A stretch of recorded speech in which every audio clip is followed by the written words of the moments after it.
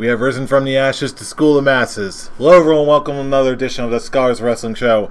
I'm your man behind the microphone, Scholar Jeff. To my left is Mr. Scholar in the Bank, Beefcase Brian himself. Hello Scholar there. Brian. And What's going on tonight, sir? And what is the Beefcase trying to ask me tonight? It is asking me, why am I still in your possession? Yes, for those of you who have been keeping score during the last pay-per-view, which is Stomping Grounds, we're going to be talking about in greater detail later on in this hour. You, sir, tied with the winner, and Indeed I did. You had the opportunity to cash in and become the new Scholars of Wrestling champion. Indeed I did. But you did not cash in. Would you care to explain yourself, sir? Tarek had the great idea going into this show that he was going to open it up. Normally, might be getting a little stale. Just the three of us trading championships back and forth and back and forth and back and forth. So Tarek thought it would be a cool thing to do that we let four people in the stratosphere around us, but not exactly scholars, have a shot to face him, the champion, at Extreme Rules. Now, why, in my right mind, okay, Tarek doesn't get to get out of this one. Okay, he made his bed. He made his bed. He made the challenge. He set this whole thing up. If he wants to go and lose, if he wants to be the one to lose his title to an outsider, go ahead. Have fun. It ain't gonna be me. And let's face it, okay? I've been pulling a lot of these ties recently. Okay? So this ain't gonna be my only shot to cash in on a champion, whoever that may be, when the time comes. Now, I see, the plot thickens. If you make the challenge, if you want to be the one for the first time ever to lose the title to an outside competitor, you go have fun. I'm still here waiting in the wings, listening to my beefcase. Okay, so finally the motivation has been revealed, but now that we're talking about outside competitors. And I'd also still like to say, okay, Tarek likes to talk about how he has the most reigns as Scholars champion, and that's all well and good.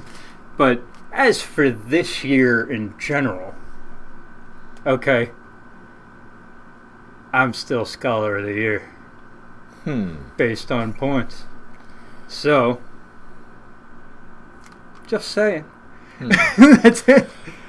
Oh, I've noticed that the Undisputed moniker has been carefully been set aside, and wisely so, because as far as I'm concerned, as long as there is a Scholars of Wrestling championship that people are scrambling for, as long as there is a beefcase that shall be struggled for, and as long as there are competitors, things will always be in dispute. But then again, that is just one scholar's humble opinion. But in all relative seriousness, we also want to thank our number one contender and congratulate him, Mr. Charlie Marone. He is the number one contender and will be showing up on the Extreme Rules show to compete for the Scholars of Wrestling World Championship.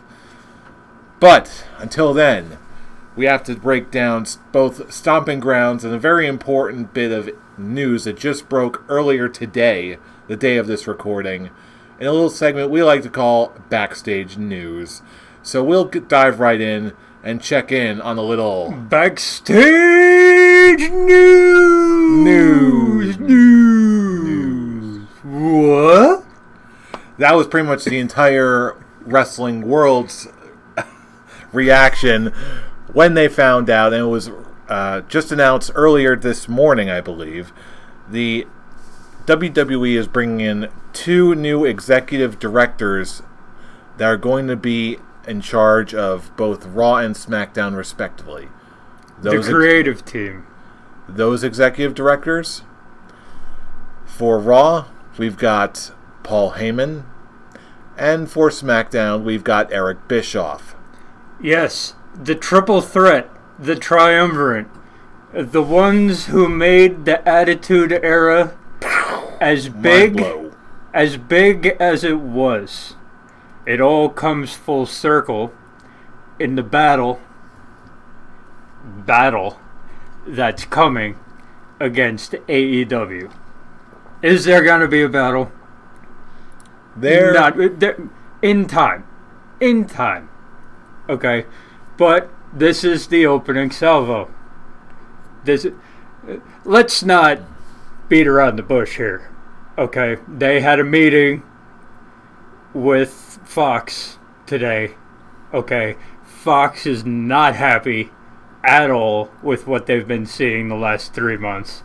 So, okay, this is an effort to appease Fox. You get a couple big names helping out in the back, and hopefully, okay, the product improves because of it.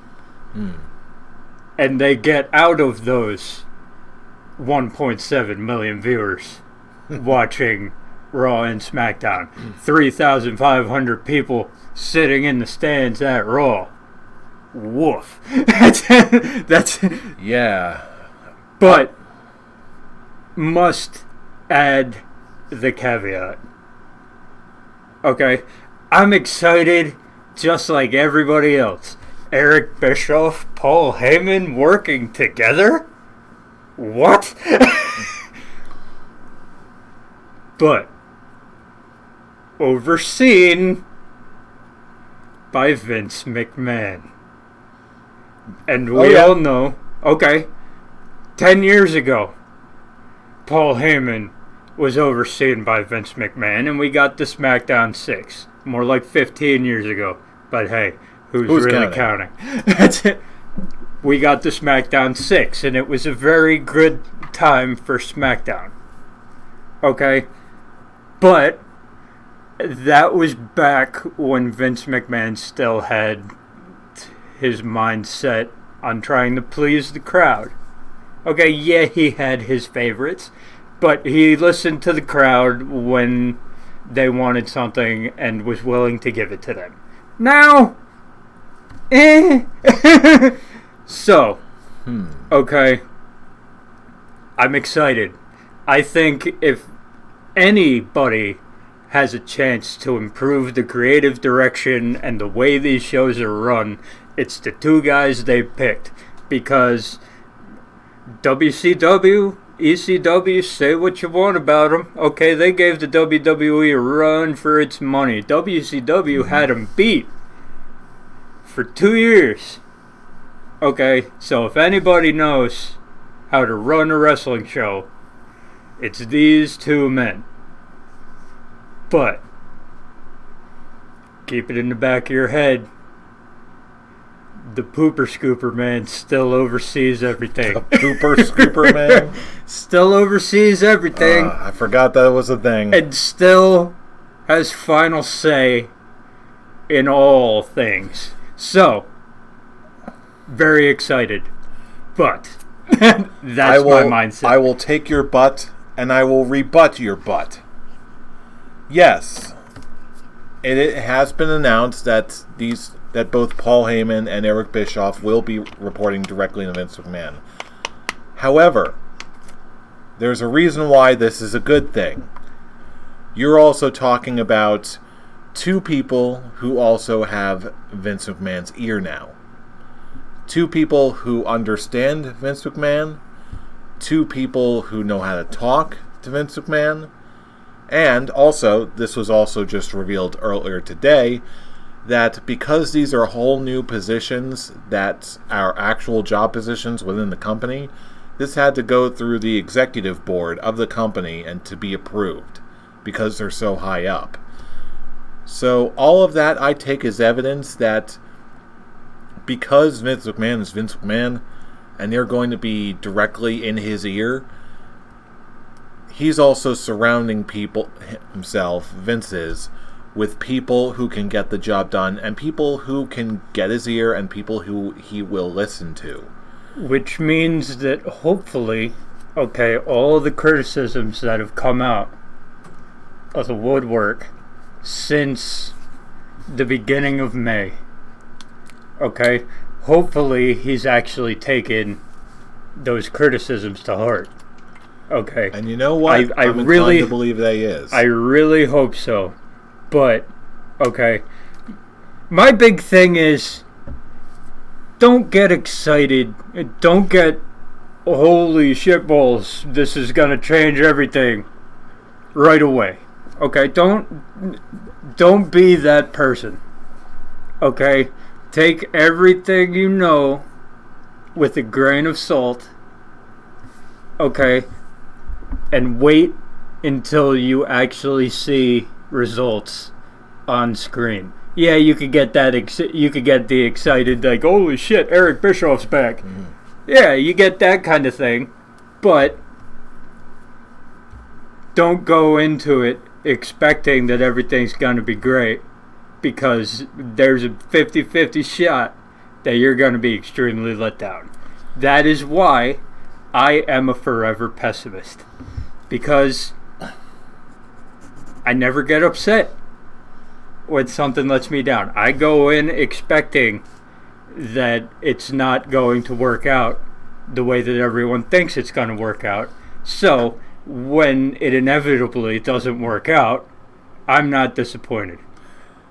I get your logic. However, I don't... If this was going to be exactly what the immediate hype and the immediate reaction is going to indicate, then yeah, it's going to be very, very obvious that it's not going to, and none of this is going to deliver as you think. However, I think this is going to pay off, but it's going to be in a very different way that a lot of people seem to be expecting. I don't think it's going to be a red-hot Monday Night War all over again. That's never going to happen again. I, however, see this as being indication that WWE is taking this all very, very seriously. Not just because of AEW purely. I think they're taking this because... NJPW, ROH. Yes. They're more concerned about their investors. They're concerned about maintaining the fan base that they have. I see this in the next few years of the professional wrestling landscape being a sort of Cold War and competition for market share, essentially. Because, granted, WWE is now observing that not only is their shows are a little bit lackluster. Sure, people like Seth Rollins may come out of the woodwork, and there are many people who are in WWE who are all legitimately putting in some heavy, heavy work, and are able to put in some really great work day in, day out, week after week. However, fan interest is waning. With the exception of a few bright spots, WWE has lost its luster. Now demand is looking elsewhere, and now AEW is very much poised in talent and resources to do just that. I'm not going to dwell on that. However, WWE is appropriately taking notice, even outside of AEW, but also to maintain all their brand deals, all their endorsements, all their investors. So if nothing else, this is still what will appease Fox with this new SmackDown deal. It will ultimately, even if all it is just appeasing, mixing things up, taking things more seriously, adding a fresh new approach to SmackDown alone, just to fix it. Hey, if the end result is a brand new, fresh take on an already existing show, using new talents in a very new and exciting way, especially after what we saw on this past week on SmackDown, with the announcement that Nakamura is going to be challenging for the Finn Balor for the Intercontinental title. Hey, I can't help but be excited, and I do have to take care of that. Oh, wait, it went off. I will say background beeping for the win. I will say this. It did make me happy to realize this is the first indication that the WWE is taking everything that's going around outside of the company seriously. Okay. The last few months, couldn't really tell.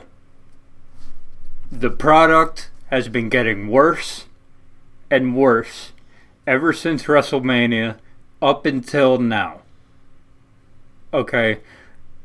It seemed like they didn't care. They were saying, we're just going to keep doing what we're doing, whether you hate it or not, because we're not taking any of this outside bullshit seriously at all. Now, this is the first indication that they realize what's going on around them, what is at stake here. Now that all these promotions are coming out of the woodwork doing their best work in years. Okay? All at the same time.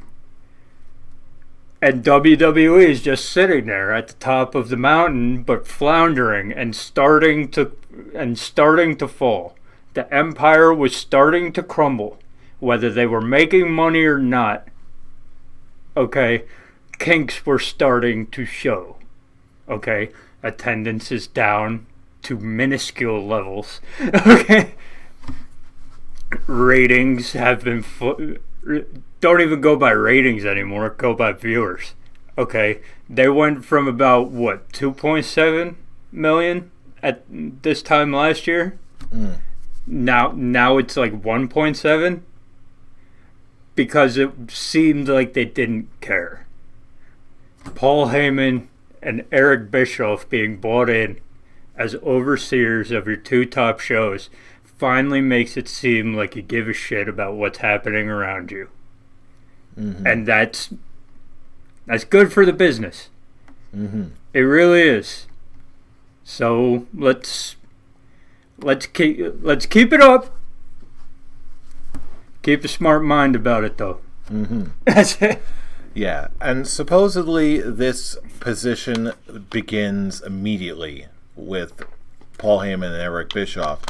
So will we see a turnaround that early to the point where we could see a major difference on Raw and SmackDown? Maybe, maybe not. But we're going to keep watching and we're going to find out for sure. But before we do that, one more thing. I have to feel the thing from Brian. Seth Rollins. Oh, yes. Seth Rollins popping off on Twitter. Would be fine. If he was having the greatest matches on these cards that he was talking about. Okay, tell me someone who can do what I do at the level I do it, the amount of times I do it. Okay, you haven't had a good pay-per-view match since before WrestleMania. That's it. So, try again. Yeah. It's one of those. It's one of those I would respect it a whole lot more coming out of a guy's mouth who didn't just have the worst match on the pay-per-view the night before. Okay, there were circumstances around it that made it the worst match, but still, point goes.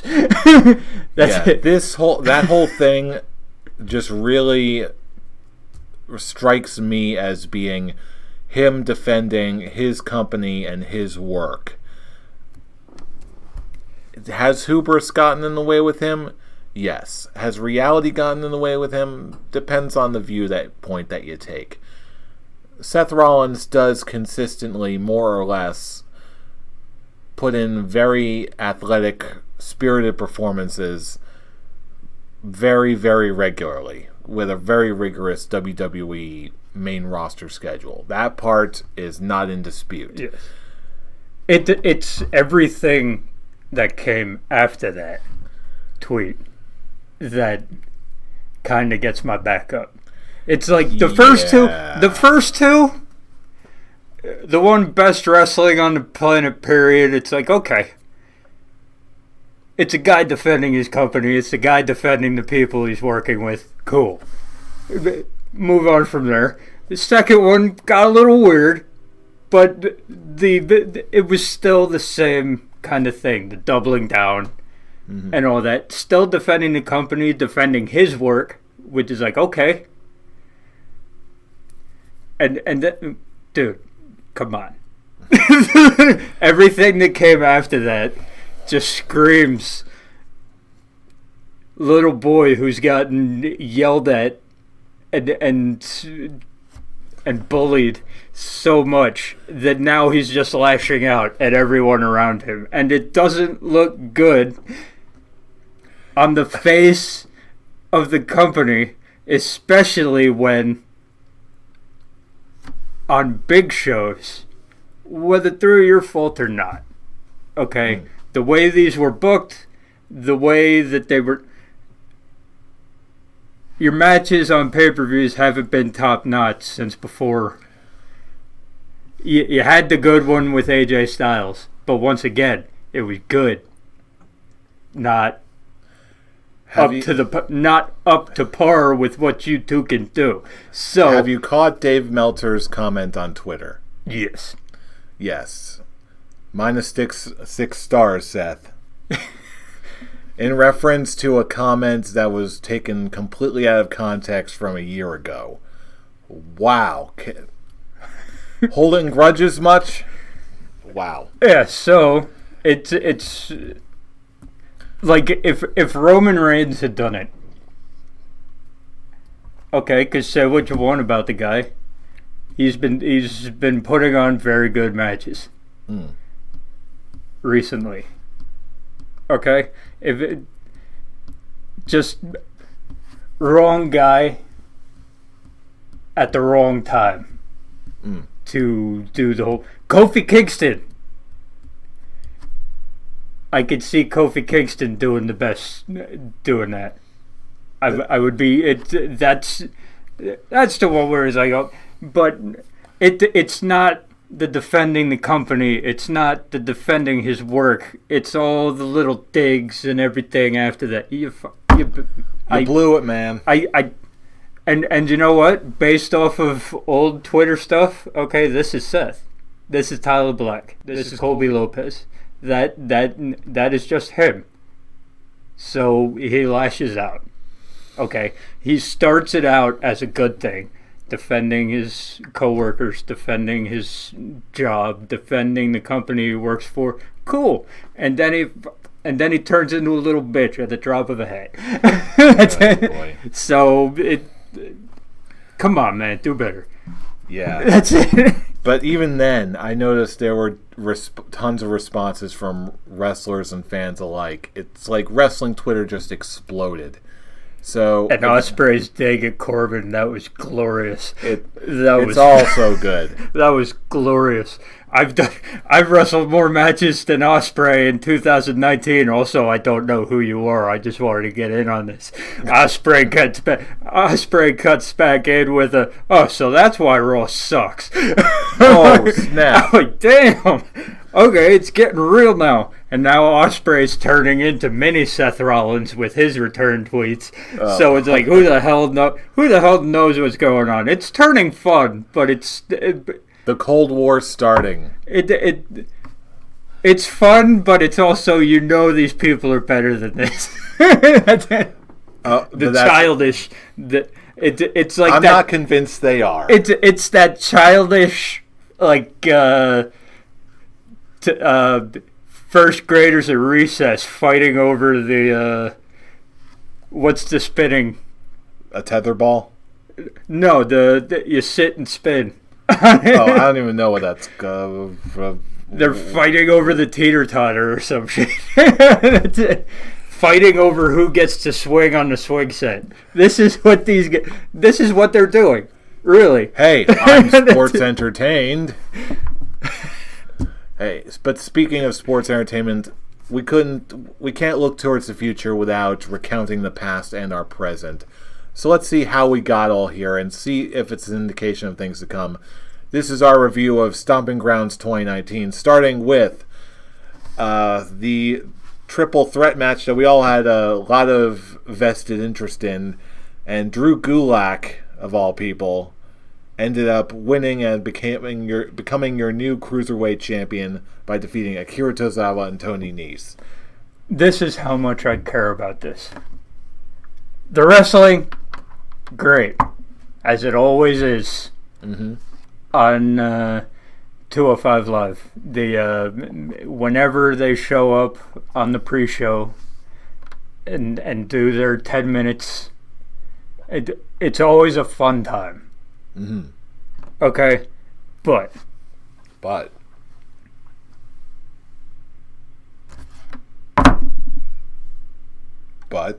I don't care. And you know what? This to me was just a really fun match. It was. Especially with our own homemade stipulation to it. This was really fun. And it's matches like these that remind me, yeah, you know what? I should probably pay closer attention to what's going on with 205 Live. I really should. Because here's the problem with everyone on 205 Live. If they get off of 205 Live, okay, they're less than nothing to the WWE. Okay, Buddy Murphy. Where? Cedric Alexander. 24/7 champion. 24/7 champion. On TV. 7 seconds a week. Chasing after our truth. Maybe hitting a move. Becoming champion. And then failing. That's it. So, it's something fun to watch on the pre-show. It gets your appetite going for the pay-per-view. So, yes, it does its job. But once again, in the long run, why do I care? That's it. That is a very good question. Hopefully, if they'll keep showing off consistently good matches like these. So, hey, put me down for more. But speaking of putting me down for more, unfortunately, Becky Lynch also defeated Lacey Evans. Unfortunately. Good. Lacey Evans isn't ready yet. Oh, I think she is. No. Yeah, she's right. This just showed it. Becky Lynch carried her through that match.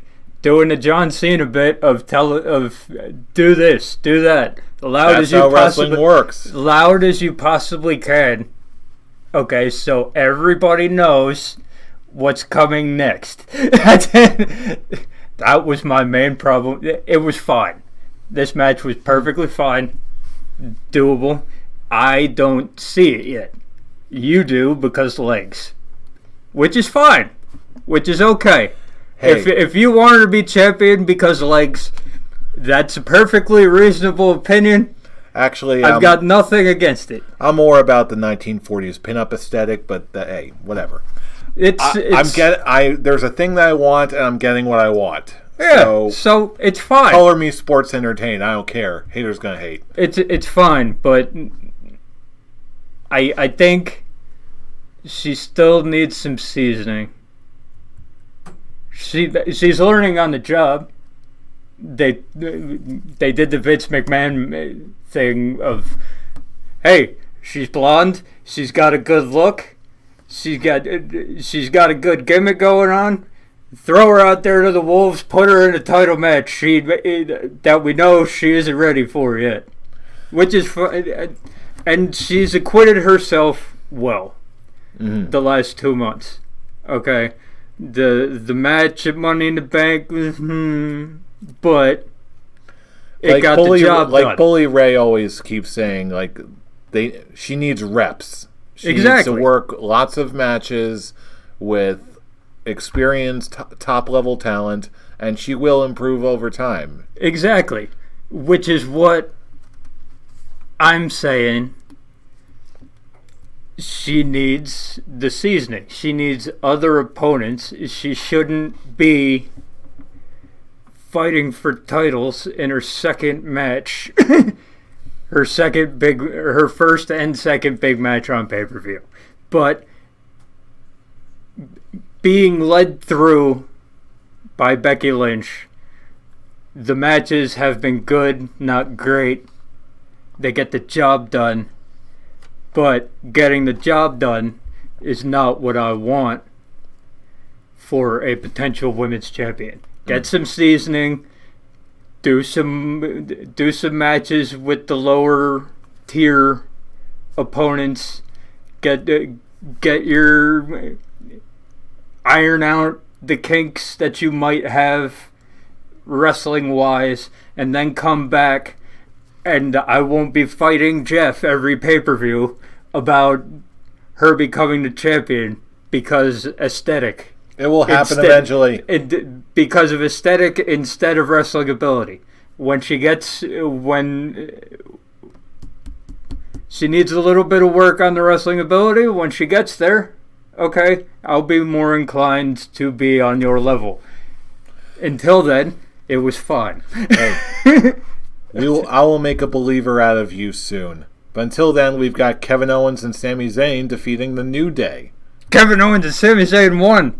Sami Zayn didn't get the pin because we can't have that. But they were due. This was great. This was. First of all, Kevin Owens and Sami Zayn looked like badasses the entire match. They were beating down Xavier Woods. It was great. Big E came in, crowd loved it. Big E got to do his big man stuff, and the happy-go-lucky Big E came in, whooped some ass, and then it's exactly what we all wanted. And then everything broke down. Kevin Owens and Sami Zayn won, and then they fucked it up the next 2 nights. But whatever. It's a step in the right direction. As of Stomping Grounds. They got a big win. They squandered it because it's WWE. Of course they did. But in that moment, good, great match. Almost match of the night. First one that this was the start to me where I was like, we might actually have something in this pay-per-view. Okay, I'm going to take a guess as far as what your match of the night was. And when we get to it, I will see if I'm right. But in the meantime, we've got Ricochet defeating Samoa Joe to become the new United States champion. Hi, we're here. I knew it. Because this is mine too. This one was... These guys put on a show. I was surprised by the finish, but... Again, like your shirt says, entertain me on board. I was not bored with this match at all. Remember what I said I wanted for this match. I didn't want the Rey Mysterio style of victory where Samoa Joe is overconfident, gets rolled up in a minute and a half, and that's how we get our underdog victory. That was what I didn't want, and what I thought they were going to try to pull to keep the Rey Mysterio... Samoa Joe getting fluked on by the entire roster. I thought that, hey, maybe this is where this was heading, and I was like, if that's how they're gonna do Ricochet's first major title run, bad move, bro, bad. What did they do? They did the ultimate underdog comeback story that I loved, and this was everything. If Samoa Joe was going to lose the United States title, which, as you remember, I didn't want in the first place, but there was only one way that I would accept it, is if they did the ultimate underdog comeback victory, which is what they did, and I loved every minute of it. Ricochet, it was classic mesh. Ricochet, high flying guy, doing all kinds of stuff to try to keep out of Samoa Joe's grasp, and every time he tried to do something, Samoa Joe would club him back down. would just beat the crap out of him. Howard got him down long enough to go for the 630. Missed. Got clotheslined so hard he landed on his feet. That was beautiful. Hit him with the code breaker. And he does a code breaker pretty well. Just and got the 630, got the feel good win. Don't know why Charlotte Flair is trying to congratulate him in the back. That was weird. But other than that, this was exactly what I wanted. Great mix of storytelling and match and technical ability. And yeah, easy match of the night. Gave me everything I wanted. Yeah, you pretty much said it all. Sometimes that's all you need to do, man. You know, if it was Ricochet or someone like that who could point to, or whoever pointed to this match and said, "Yeah, best professional wrestling on the planet," you would. I think if this was all you saw, yeah, you're also talking about two of the best wrestlers in the world putting on a clinic. Yeah, you got a case here. Ricochet, Samoa Joe. Hats off to you. Well done, And guys. then they went and had him loose on Monday Night Raw. Yeah, it was to AJ Styles. That's fine. But I don't like the trend that's happening where the only way that you can set up title matches is by having the champion lose. And especially not the best look, I'll give you that. especially you had this huge win the night before. You're on the top of the world. Let me knock you down a little bit. With it, so it's like, for me, it did kind of take the luster out of it. Because I'm like, give him a run where give him a Kofi run, where he just keeps winning, that kind of deal. But and the match was good. Nothing special with AJ Styles. It was good.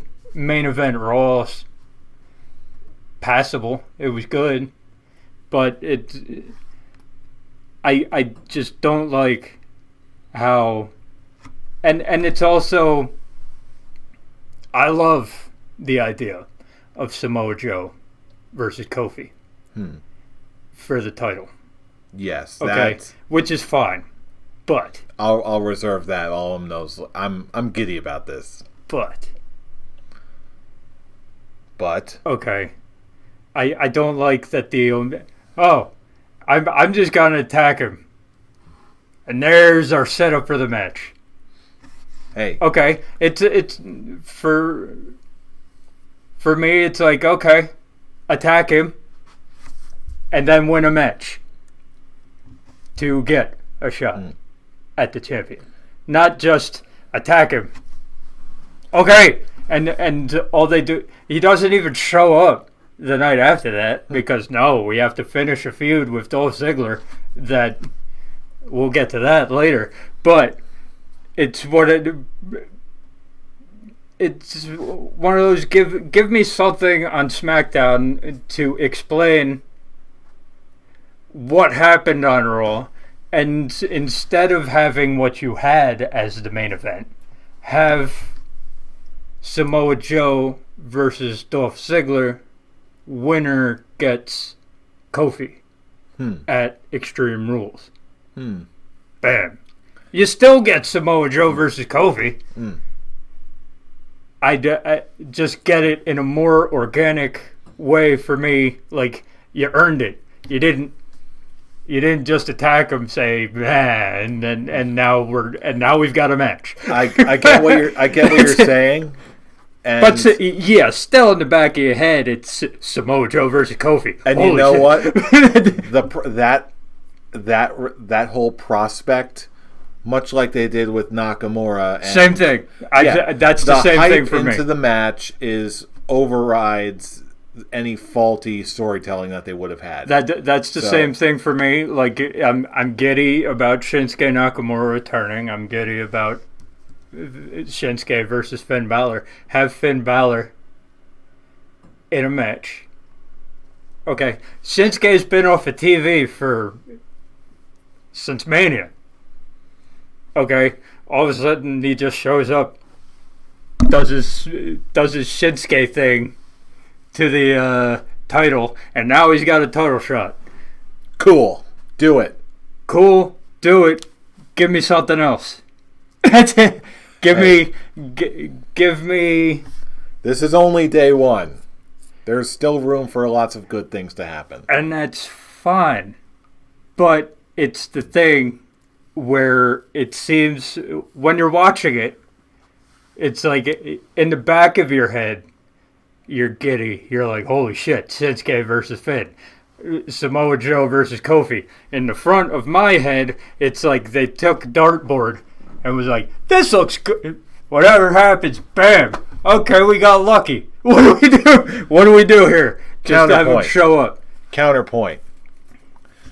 Consider the timing of all this. Consider that given the context that we talked about earlier in the show, you have just handed Samoa Joe versus Kofi Kingston to Paul Heyman, and you have just handed Shinsuke Nakamura and Finn Balor, two international talents, to Eric Bischoff. Which is fine. But, okay. We're entering a brave new world here. Cohesive storytelling before we knew what was coming. Okay? We're not at the finish line yet. Okay? Nothing for Shinsuke versus Finn. Nothing. Okay? I get that you're giddy. That we're actually getting it. And that's fine. But nothing storytelling-wise before that. Okay? It's and every good story needs an opening chapter. And that's not a good one. That's it. So surprise. You did so, and this was Monday and Tuesday before we knew that Paul Heyman and Eric Bischoff. And who knows? Did WWE comes up with shit off the seat of their pants? Who knows that they didn't just they found out that Fox wanted a meeting with them Wednesday morning, and they were like, "Oh shit, Paul Heyman, Eric Bischoff, get him in here." You know, and then at that point, it's here. I'm just saying, like, it's all well and good that we're gonna get these matches, but for opening salvos, okay. Shinsuke versus Finn was shit for an opening salvo. Shinsuke Nakamura, king of hitting people in the ball sack. Okay? Here's what you... Easy way to get him an Intercontinental title match. Easy way. Just have Finn Balor in a match. Shinsuke Nakamura comes out, does his little uppercut. Boom. Match made. Better than what we got. That's it. That's it. Again, we'll have and we'd have a reason, not just happening for the sake of it happening, because that worries me that it's only going to be a one-off. If they do it like that, I'm just going to stroke your title. Now you have a title shot. That's perfect storytelling for a one-off. I want through the summer. So all you had to do was a nut tap. All you had to do. And it's Shinsuke Nakamura. Ask AJ Styles about his nut taps. Speaking of nut taps, moving on. Daniel Bryan and Rowan defeated Heavy Machinery. I think we both saw this coming, didn't we? Yeah, this was actually good up until the ending. Roll up. Yeah, that one was a little weak, but then again, this is also their first match, so I figured, okay, they can always do a return match. But legitimately, you got Tucker running into the ring. All you had to do was have Daniel Bryan waiting on the other side, run up and knee him in the head. Bam. 1, 2, 3. Instead of Daniel Bryan looked weak with a roll-up, which is fine. No. Daniel Bryan's not weak, and then he gets dropped on his head on Raw, and you cringe because it's Daniel Bryan, and every time he gets dropped on his head, it's an ingrained response. So it's an ingrained response with him and Alexa Bliss now. That's it. Yeah, who lost to Bayley at this point. Who lost to Bayley and got suplexed head first into the bottom turnbuckle, as you do. Every time she faces Bayley. What, you don't? She has a history of concussions, and yet they keep doing the spot with the suplex into the turnbuckle. Now, once again, this was good. A lot better than the shit show they had a couple years back. Okay. The stuff The stuff at the ending. Okay, a little weird. Okay, you did. It's expected that Nikki Cross gets involved. We expected that. Alexa Bliss does the heel thing, pushes her into the... makes Nikki Cross look dumb. That's what this did at the end. I'm going to get in the ring. Oh, she's trying to do Twisted Bliss. And I'm just going to yell at her and the ref. Because I'm stupid. So... It was good. They're booking Bayley well for the first time in a long time. So that's a plus. And you give it high marks for how much better it was than Extreme Rules. I don't want to grab a kendo stick, which was the whole story of that match. So yeah. And now we gonna do it again. Much better. Nikki Cross beats Bayley on SmackDown. Alexa Bliss gets another title shot at Extreme Rules, where hopefully they can wash the taste out of our mouth a little more on the actual show that made us basically give up on Bayley for 2 years. This is definitely the refresh that we all needed, especially Bayley. This is the Bayley redemption run. That's what this is. And I'm fine with it, and I'm into it. Conversely, we also, next match, we got Roman Reigns defeating Drew McIntyre.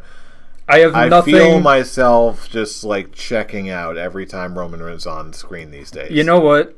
Okay. I have nothing bad to say about the wrestlers in this match.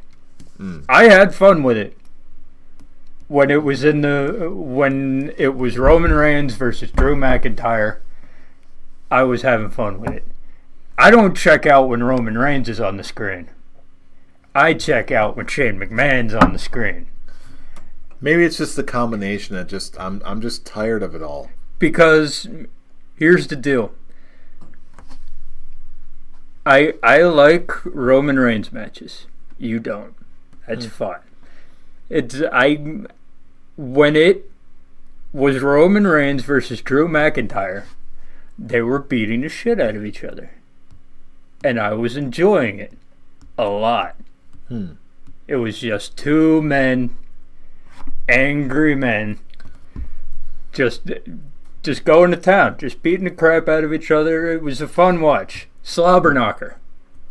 Slobber knocker, even. That's what I'll call it.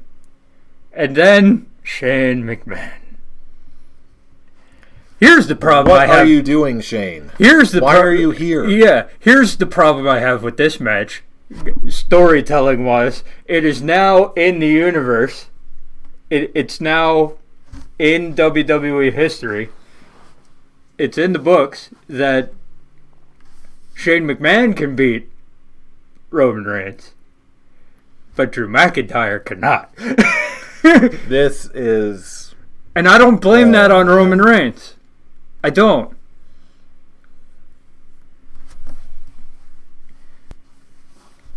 I blame it on whatever need the WWE has to inject Shane McMahon into all these stories that don't need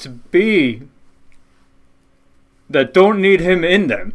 Roman Reigns versus Drew McIntyre by itself, when Shane McMahon was not involved, 10 times better than the WrestleMania match. 10 times. Mostly because they gave their WrestleMania match 5 minutes. But when it was just them in the ring, I enjoyed it. And it was good stuff.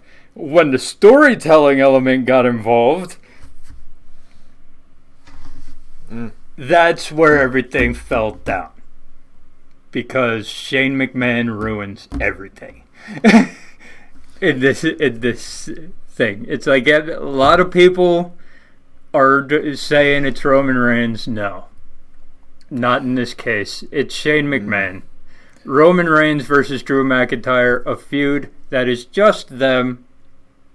Nothing on the outside. Giving them time, which was the problem with the WrestleMania match. They had to squeeze everything into 5 minutes. Okay, this got 15 minutes. 12 of it had nothing to do with Shane McMahon.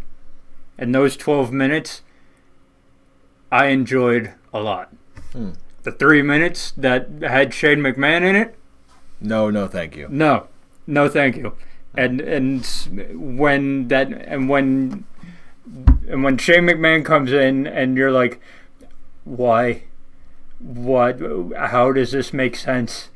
How is Shane McMahon beating up Roman Reigns?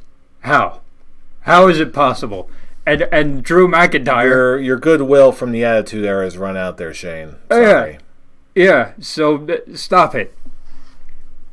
And now you have the Undertaker, which I'm okay with it in a sense.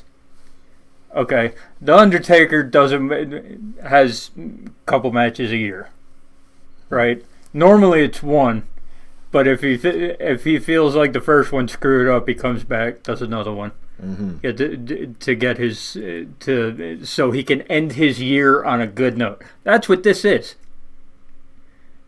He's not working with a guy who will screw up his own head so much that he's going to drop the Undertaker on his head. Okay, so we'll get the Undertaker and Roman Reigns getting the feel-good victory at Extreme Rules over Drew McIntyre and Shane McMahon. Probably Drew McIntyre taking the pin because because Shane McMahon can't take a pin for any reason whatsoever.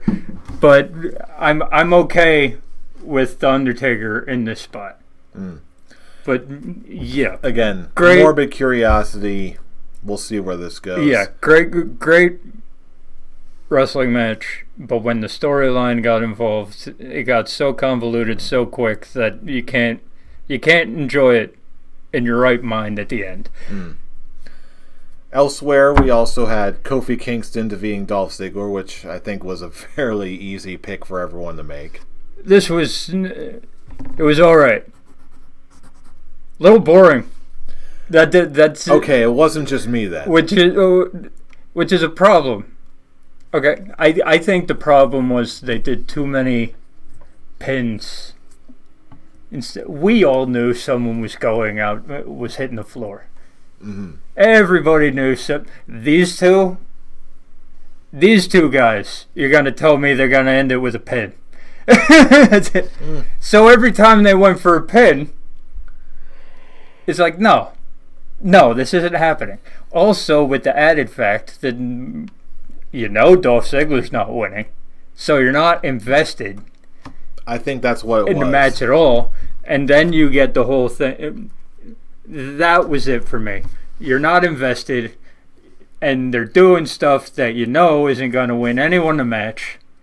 So they're just doing stuff to do stuff, and you tune out.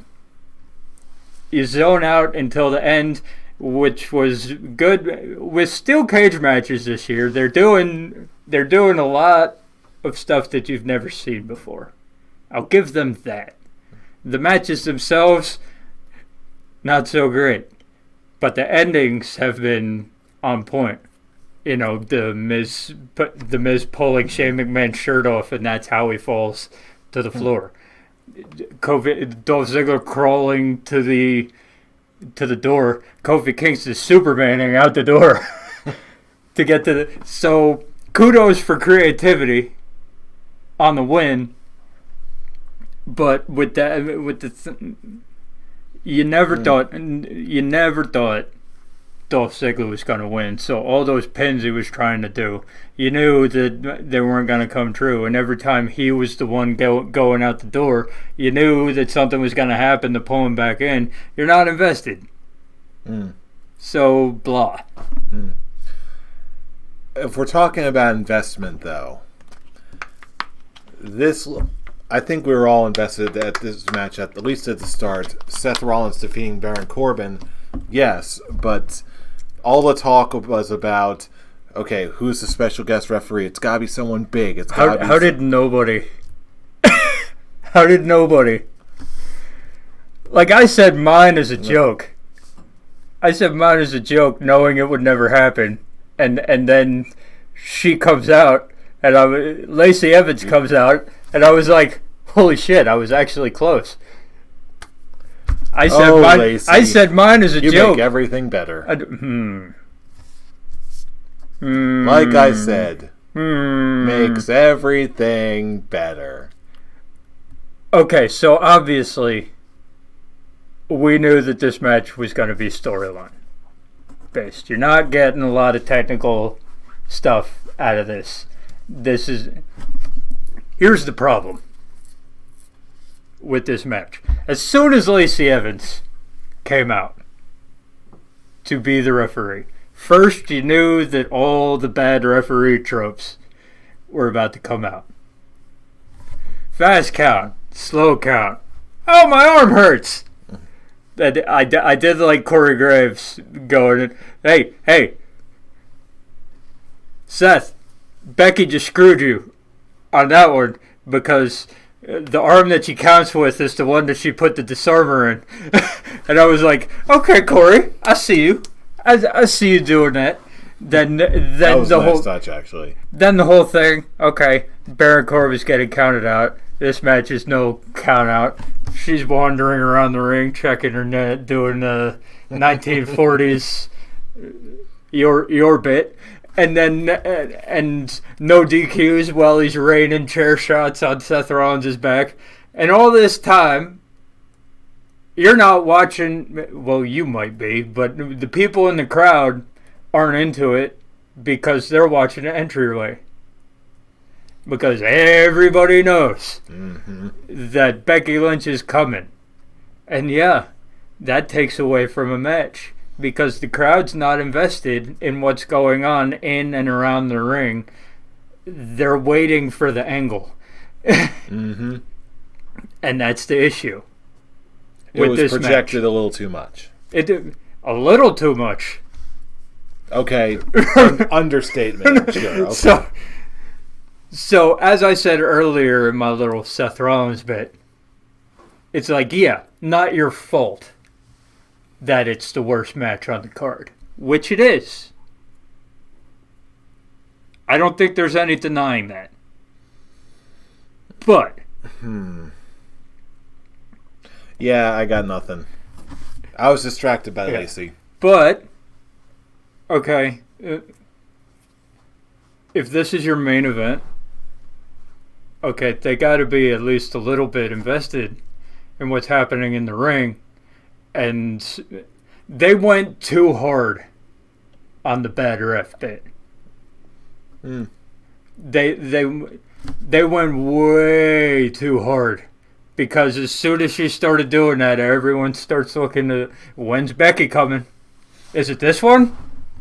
Is it this bit of bad refereeing? Or will it be this one? And so the payoff to everything that was going on took too long. Okay, that I can see. And there were good 8 bits of bad refereeing spots. Mm-hmm. And first of all, Becky looked bad because your boyfriend's getting beaten down for 15 minutes. You got 8 bad ref spots. And the only time you come down is when she threatens the family jewels. But you know what? Somehow that still makes sense in kayfabe. To me anyway. So that was my main problem. And because of that, you can't get invested in any of the moves they're doing, which were few and far between. You're invested in the angle, which is a problem when this match is your main event. You're invested in the angle that's going on outside of the match itself. You don't care about what's happening inside, and it takes it down. That being said, now that we've gone through the entire show, what beard rating 1 through 5? What would you give it? I recommend the first 2 hours of this pay-per-view. It's some of the best wrestling WWE's put on this year. Which is enough for me to overlook the fact that the two last matches on the card were kind of rough. So therefore, I will give it full beard. Wow, that's actually higher than I was expecting. I'll give a full beard because what I liked, I really liked, and what I didn't like never fell into hate. Interesting. And once again, Roman Reigns versus Drew McIntyre. Once again, great wrestling. I enjoyed everything about it except those 3 minutes with Shane McMahon. So it's like that match does go into my enjoyed bit. The only 2 that didn't were Dolph Ziggler and Kofi Kingston and Seth Rollins and Baron Corbin, and not through the fault of the wrestlers themselves. Because of the way the matches were laid out, because of the angles that were booked, because you knew that Dolph Ziggler wasn't going to win, you knew that Baron Corbin wasn't going to win, and you knew that that entire main event was a big angle. That's all it was. But nothing gave me so much hatred that it would drop me down 2 levels from what I enjoyed about everything in that first 2 hours. It's interesting. For everything I've said, I was actually going to give this show a classic OT, 3 out of 5. Just because, yeah, there were some good shining spots, but other than that, there were a couple points of the show that just sort of dragged and were very stale and predictable. Nothing wholly offensive, but I found myself lacking. Minus some high spots, but then again, it came across as perfectly competent, but nothing too, generally speaking, nothing too outstanding. So I just gave it a 3 out of 5. I think also for me, it was after watching Super Showdown and what that'll do a lot too. We got back to what WWE pay-per-views are all about. Okay, we shit on Raw and SmackDown all the time, deservedly so. They have not been good. But the pay-per-views were guaranteed at least good wrestling. Okay, they don't let us down a lot when it comes to that. Okay, so the fact that I enjoyed so much of it